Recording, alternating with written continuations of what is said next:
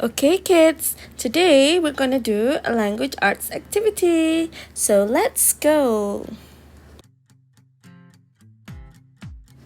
First of all, do you know what these are?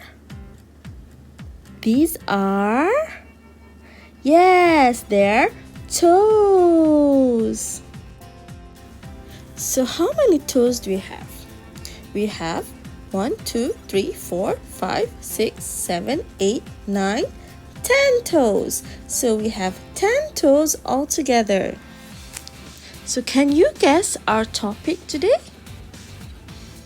I bet you can. It's most definitely about toes.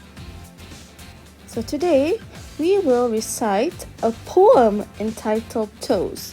This poem is by Judith Nichols. I'll recite it first, so listen carefully. Toes. Handy to wiggle, useful to kick, fun to tickle, hard to lick, good to count on, walk on, run. Feet without toes would be much less fun. To me, it's quite clear there's nothing as neat as a fine set of toes on the end of your feet. Did you get that, everyone? So let's recite it together. Toes. Handy to wiggle, useful to kick, fun to tickle, hard to lick, good to count on, walk on, run. Feet without toes would be much less fun. To me, it's quite clear there's nothing as neat as a fine set of toes at the end of your feet. Now, I hope all of you listened to my intonation just now. When we recite a poem, we have to have correct intonation. We have to know where we should stress on, which notes have high pitched or low pitched. So it's very important to have correct intonation. For example, if you just read a poem without intonation, you'll be reading like this. Toes, handy to wiggle, useful to kick, fun to tickle, hard to lick. Now, does that sound right to you? Does it sound nice to you? So no, I don't think so. You have to use good intonation like this.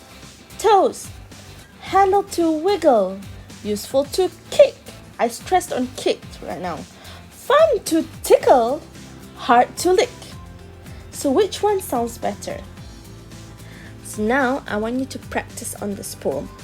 I want you to recite it with correct intonation. Okay, you can replay my video, listen to how I recited the poem, and you do it. Okay, practice. Make sure that you use correct intonation. Make sure you know which words you're supposed to stress on. Okay? For the next part, we're going to do some artwork. You're all going to make a foot puppet. How are we going to make a foot puppet? First, there are a few things that you will need. Number 1, white paper. Number 2, a craft stick. Number 3, some sticky tape. And number 4, colored pencils. First, place your foot on a piece of white paper. Next, trace your foot, then cut out the shape. Once you've cut out the shape, write the poem as creative as possible. You can use your colored pencils, you can even get creative by adding stickers or anything. Make it as creative as possible. Okay, this is an example of my poem. I know you all can do much better than I did.